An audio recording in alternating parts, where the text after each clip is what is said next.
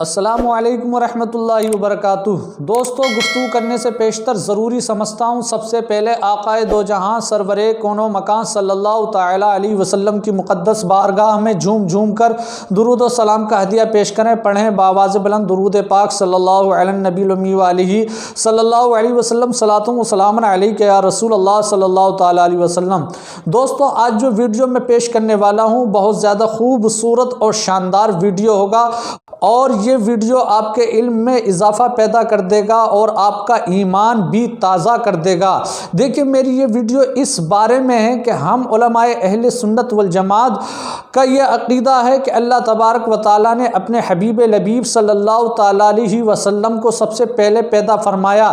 اس کی تائید میں قرآن عظیم و فرقان حمید کی یہ آیت مبارکہ پیش کر رہا ہوں۔ اللہ تبارک و تعالیٰ ارشاد فرماتا ہے وَأَنَا أَوَّلُ الْمُسْلِمِينَ۔ تفسیر قرطبی میں یہ دیا ہے کہ حضور کائنات صلی اللہ تعالیٰ علیہ وسلم کی اولیت اس اعتبار سے ہے کہ آپ اول مخلوقات ہیں تو ضرور اول المسلمین ہوئے، اور دوسری تفسیر میں یہ ہے کہ حضور کائنات صلی اللہ تعالیٰ علیہ وسلم سب سے پہلے مسلم ہیں، اس کے لیے ضروری ہے کہ آپ کو سب سے پہلے پیدا فرمایا گیا ہو۔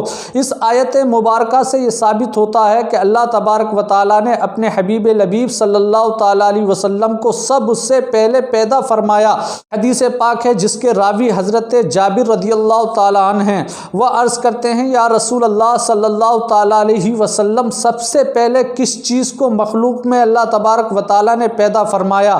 تو حضور کائنات صلی اللہ تعالیٰ علیہ وسلم نے ارشاد فرمایا یا جابر ان اللہ تعالیٰ خلق قبل الاشیاء نورا نبی کا من نوری ہی، کہ اے جابر، اللہ تبارک و تعالیٰ نے اپنے نور سے مخلوق میں سب سے پہلے تیرے نبی کے نور کو پیدا فرمایا ہے۔ اس حدیث پر کسی کو کوئی کلام نہیں، غلط فہمی کے شکار اعلیٰ حضرت کے غدار اس پر اعتراض کرتے ہیں۔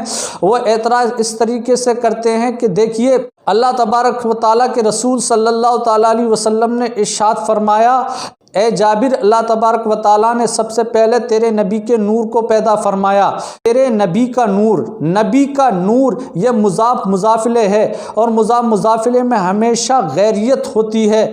جیسے زید کی ٹوپی، تو دیکھ لو ٹوپی اور ہے، زید اور ہے۔ اور دوسری مثال یہ دے کر کے بتاتے ہیں جیسے زید کا غلام، تو غلام اور ہے، زید اور ہے۔ اسی طریقے سے نور اور ہے، نبی اور ہے۔ یا اس کو اس طریقے سے سمجھ لو، جو ٹوپی ہے وہ زید نہیں، جو زید ہے وہ ٹوپی نہیں، جو غلام ہے وہ زید نہیں، جو زید ہے وہ غلام نہیں۔ اسی طریقے سے جو نور ہے وہ نبی نہیں، جو نبی ہے وہ نور نہیں ہے۔ اس کا جواب یہ ہے کہ مضاف مضاف الیہ میں ہمیشہ تغیر نہیں ہوتا ہے۔ تو اگر ایسا ہو تو نفسہ عینہ وجودہ کا کیا مطلب ہوگا؟ اعلیٰ حضرت فاضل بریلوی رضی اللہ تعالیٰ عنہ اس بارے میں ارشاد فرماتے ہیں اگر نور سے وہی مشہور روشنی مراد لے لی جائے تو پھر موصوف سے پہلے صفت کا موجود ہونا لازم آئے گا، اور آپ جانتے ہیں کہ موصوف پہلے ہوتا ہے، صفت بعد میں ہوتی ہے۔ یا اس بات کو اس طریقے سے سمجھ لیں کہ پہلے انسان ہوتا ہے اور کالا اور گورا ہونا یہ بعد میں ہوتا ہے۔ تو ثابت ہو گیا کہ اس حدیث کے اندر جو نور ہے وہی نبی ہے، جو نبی ہے وہ نور ہے، کیونکہ ہمیشہ مضاف مضاف الیہ میں تغیر نہیں ہوتا ہے۔ مضاف مضاف الیہ میں ہمیشہ تغیر نہیں ہوتا ہے۔ اس کی ایک مثال یہ ہے جیسے چاندی کی انگوٹھی، تو جو انگوٹھی ہے وہ چاندی ہے، اور جو چاندی ہے وہ انگوٹھی ہے۔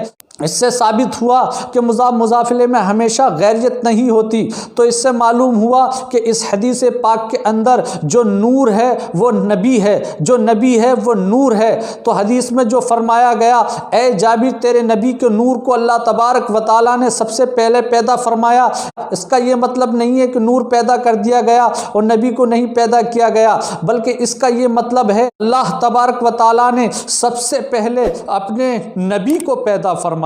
اگر یہ ویڈیو آپ کو پسند آیا ہو تو زیادہ سے زیادہ شیئر کریں، لائک کریں، کمنٹ کریں۔ السلام علیکم ورحمۃ اللہ وبرکاتہ۔